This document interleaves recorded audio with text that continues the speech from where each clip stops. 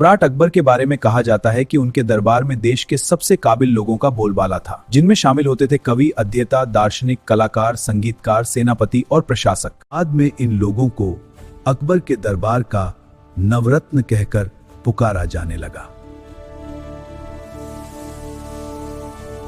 इनमें से एक नवरत्न थे बीरबल, जिनकी अकबर से दोस्ती और हाजिर जवाबी के किस्से आज तक भारतीय जनमानस के बीच मशहूर हैं। कहा जाता है कि अकबर हमेशा बीरबल को अपने साथ रखना चाहते थे। अकबर जब फतेहपुर सीकरी बनवा रहे थे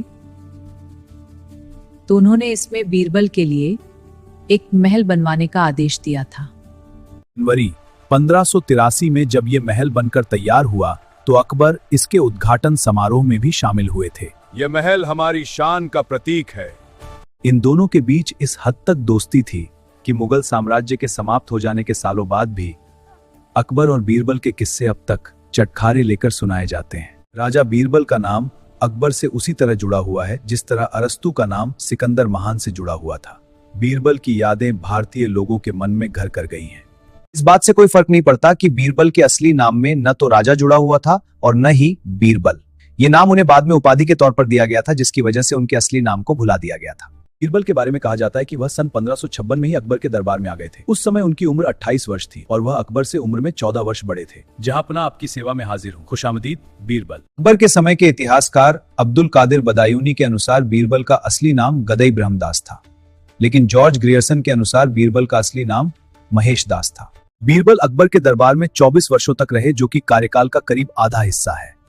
अकबर के दरबार में आने से पहले बीरबल कई दूसरे राजाओं के दरबार में दरबारी कवि की हैसियत से रहे थे। बदायूनी के अनुसार बीरबल रीवा के राजा रामचंद्र के यहाँ थे। बीरबल के अकबर के दरबार के आने के बारे में भी इतिहासकारों ने अलग अलग विवरण दिए हैं।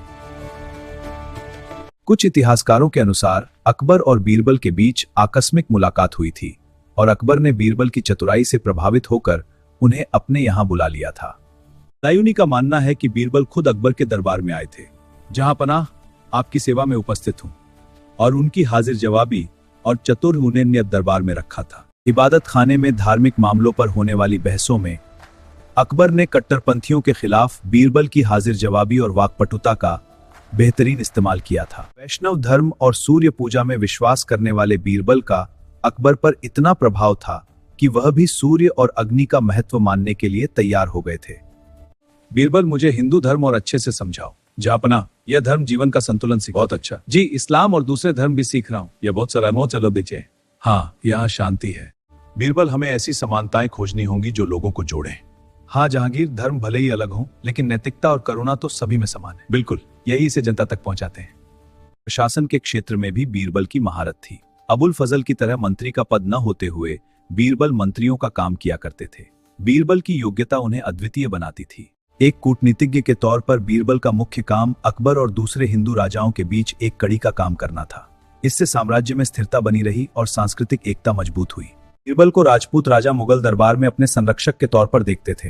हिंदू और मुस्लिम कुलीन वर्ग के बीच बीरबल न सिर्फ लोकप्रिय थे, बल्कि लोग बादशाह से उनकी निकटता की वजह से उनसे डरा भी करते थे। अकबर के दरबार में बीरबल के महत्व का अंदाजा इस बात से लगाया जा सकता है कि अकबर उन्हें अपने सैनिक अभियानों में भी अपने साथ ले जाने लगे थे। As it is voice over do. Birbal, तुम मेरे सबसे भरोसेमंद सलाहकार हो। अब मेरे साथ युद्ध में चलो। जहां पर रहता है। हुजूर, सेना तैयार है। तो चलो, हमारी जीत सुनिश्चित है। बीरबल को सबसे पहले पंजाब के अशांत क्षेत्र पर काबू करने के लिए भेजा गया। बीरबल, पंजाब को शांत करने का भार तुम पर है। बीरबल चल पड़े इस चुनौतीपूर्ण अभियान पर। कांगड़ा अभियान में बीरबल की भूमिका के बाद सन 1572 में उन्हें अकबर ने नागरकोट की जागीर दे दी थी। इसके बाद गुजरात और बिहार के अभियान में भी वह अकबर के साथ थे। बीरबल, तुम ब्रज भाषा के अच्छे कवि हो। धन्यवाद महाराज। इसलिए मैं तुम्हें कविराय की उपाधि से विभूषित करता हूँ। महाराज, यह मेरे लिए गौरव का क्षण है। बीरबल, तुम्हारी तेज दिमाग और अच्छी समझ ने मुझे प्रभावित किया है। धन्यवाद महाराज। तुम पूरी से प्रसा मेरे लिए गौरव हो जाइए। मेरा जीवन आपकी सेवा में समर्पित है। अकबर और बीरबल के निकट रिश्ते का सबसे बड़ा सबूत यह था कि अपने 30 वर्ष के कार्यकाल में उन्हें कभी भी अकबर की नाराजगी का शिकार नहीं होना पड़ा। सरकारी काम में गलती करने वाले अधिकारियों को अकबर ने कभी नहीं बख्शा।